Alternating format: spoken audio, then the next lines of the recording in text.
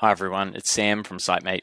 In this video, we're going to look at how we can use Dashpivot for setting up quotes. And quotes are pretty foundational to any business that's looking to grow, especially in the heavy industries where things can change quite quickly and you might need to send out some quotes for work that's coming up the next day or within the next couple of days. You want to stay on top of all of those moving pieces. So Dashpivot helps you to quickly generate quotes, whether it be via the Dashpivot website or in the Dashpivot app, and you can keep them all organized and track their statuses over time. So in this video, we're going to look at how we can set up a template for quotes that looks just like this, how to fill them out, how to edit them, and how to track everything over time, including using our analytics tools. So once you're in Dashpivot on the website, you'll want to head to the template section. If you don't already have a quote template set up, you'll have to click this Add Template button.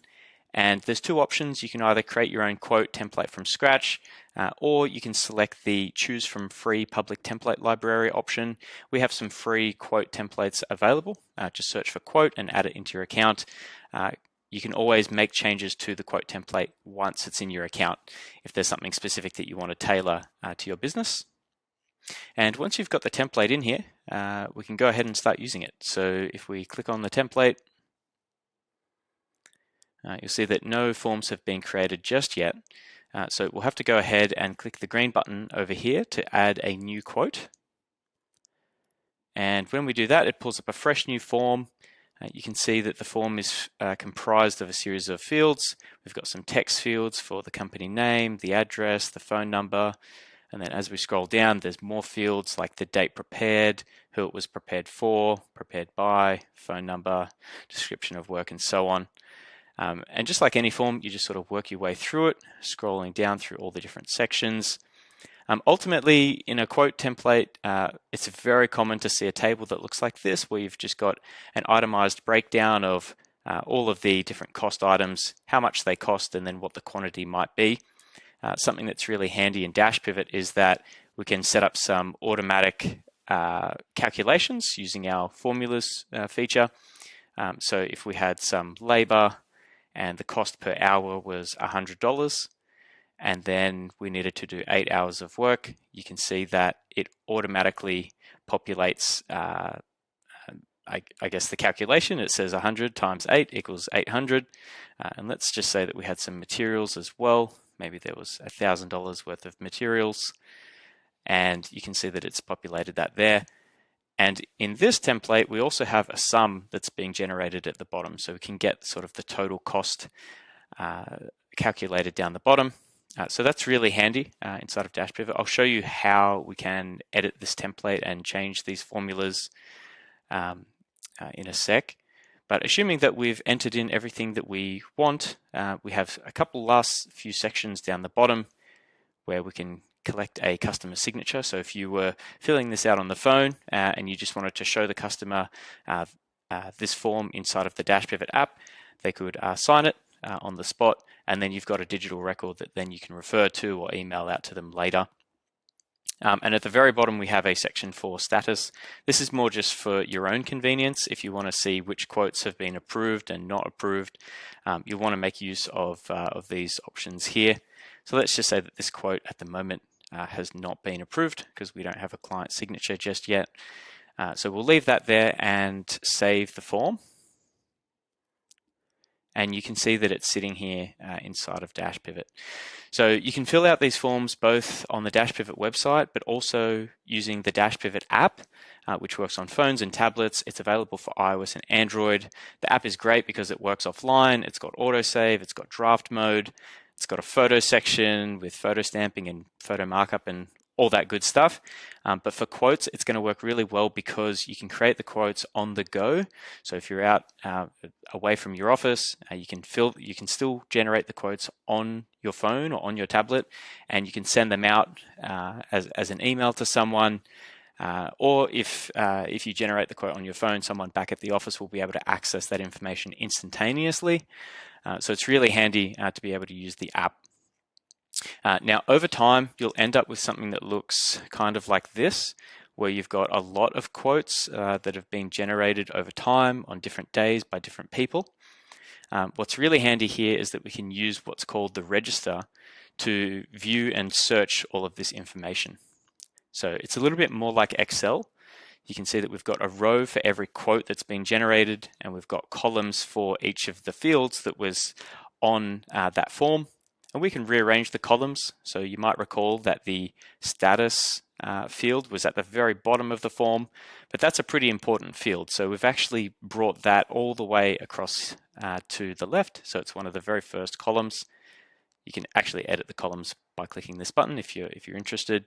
But the good thing about the register view, apart from just allowing us to see a lot of information at once, is that we can apply some filters. So you'll notice that a lot of the columns have a little filter icon. Here we might want to filter for only the quotes that are approved. So we can select that, apply filter, and now we only see the quotes that have been approved. And from here, if we need to, we can always bulk export these forms. So we can select them individually or in bulk, and we can export them to a CSV. So if we want to open that in Excel, that would be the best option. And we've also got some PDF download options. So if you need a hard copy or need to send a soft copy to someone, this is going to be the best place to go and do that. The other thing that's quite useful over time is we have in the analytics section a way of tracking how many quotes have been generated over a set time period, and you can break that down by their status as well.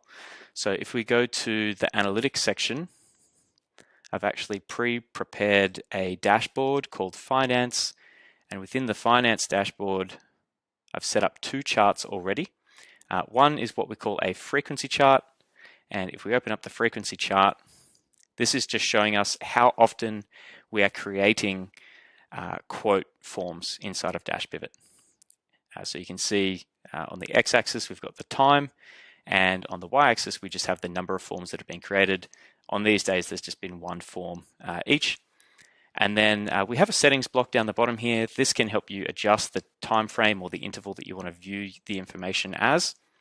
And we can choose to display this as a bar chart or a cumulative bar chart. And the breakdown, which is what these colors are at the moment, represents who actually created the form. So who was the quote created by? But we could change that. Maybe we want to see the status instead. So we can see that we have a quote all the way back here that was not approved, and then we had a few that were approved, and then there's some more recent ones that haven't been approved yet. So what's good about the analytics is you've got the flexibility to sort of slice and dice this data any way you want. And down the bottom, we also have a filter block, and the filtering works very similarly to what we saw in the register view. So you can choose a variable and say, okay, let's look at only the quotes that were generated by this person, or only the quotes that are approved, and things like that, to give you exactly the data that you want to see. And the other chart type is the ratio chart. Now this is more like a pie graph, and what you can see here is we've got a breakdown. So we know that we've got 6 forms in total, and we can see if we hover on each of these pie slices, this one's funny because it's sliced right down the middle, 50-50, but we can see if we hover on there, there's 3 that haven't been approved, and there's 3 that have been approved. So over time you can sort of see what that looks like. Again, we can adjust the time frame, we can adjust how this information is displayed, we can adjust how it's broken down by, and we've got some filters to be applied. So feel free to experiment with the analytics to tailor it to your business.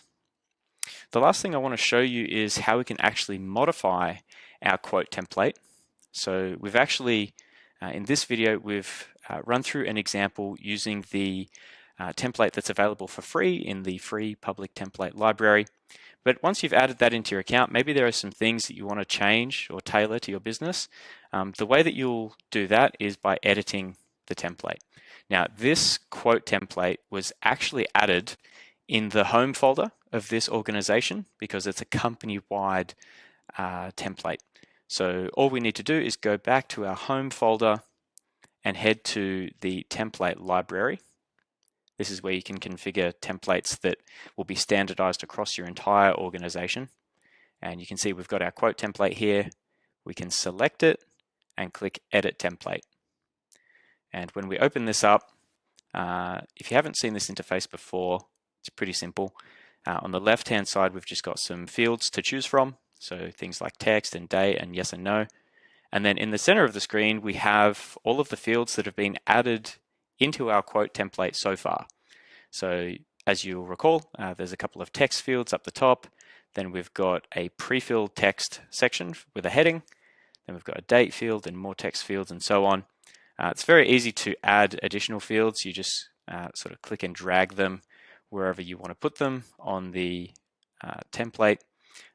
They've all got sub options. You can make certain fields required. You can delete the fields. You can duplicate the fields. There's lots of things that you can do inside of the template builder to customize it to your needs. And the only other thing I wanted to show you was actually the formulas. So you'll notice that here in our table that we had for itemizing the different costs, this table is actually set up as what we call a pre-filled table. This is important because for a couple of reasons, but all that it means is if it's a pre-filled table, the number of columns is defined and fixed. So in this case, we've set it to be 4, and then the number of rows is also fixed. So we've set it to be 1, 2, 3, 4, 5, 6, 7, 8, 9 rows, and the last row you can see has been set up to display the total cost. So it just means that when we go and fill out one of our quotes, we're not going to be able to add additional rows. That's the idea with the pre-filled table, is it's sort of constrained in that way. But it does mean that we can define what input needs to go into every single cell within that table. So you can see here we've got inputs for text, and then this one is a number, and this one is a number as well for the cost and quantity. And then the total is actually a formula. So if we put our cursor inside the formula cell, you can see that we've suddenly got some grid references. All of the formulas are covered in a separate video that runs through all the different types of formulas that you can use. It's very similar to Excel. So you can see we've got B1, which is the cost, B1, so the number that goes in this cell, times C1, which is this cell here for the quantity. So the total is just the quantity times the cost. That's what we're going to get there. It's the same for every row until we get to the bottom, which is just summing up all of the cells that we have in this column. So D1 plus D2 plus D3 and so on and so forth until we get to D8. And that's going to give us the total cost. You won't be able to generate a total at the bottom if you use what we call a default table, which was the alternative to this. So just make sure that you set it up using a pre-filled table. If you want to get more advanced with some of the formulas in here, for example, if you wanted to add in tax and things like that, I'd recommend checking out our other video on formulas. It goes into those types of examples in a little bit more detail. But if you're very familiar with Excel and the formulas that are available there, you'll pick this up really quickly. Great, so assuming that we're happy with everything that we've set up inside of the template builder and adjusted our quote template to suit, all we'd need to do is click the Save button, save these changes, and as soon as we save changes, that's going to deploy across all of the different team folders and project folders that we have inside of our Dashpivot account. So the next time someone goes to fill out a quote on the Dashpivot website or in the Dashpivot app, it's going to use the latest version of our quote template. So it ensures that everything's kept up to date and it's all standardized all at once. And that wraps up this video. That's how we can use Dashpivot for quotes. If you'd like to check out some of our other videos on different features and different use cases, please head to the tutorial section. We've got a stack of articles and videos covering all different topics. But if you get stuck, you can always send our support team a message via the live chat, both on the Dashpivot website and via the Dashpivot app. So I hope this video has been useful, and thanks for watching.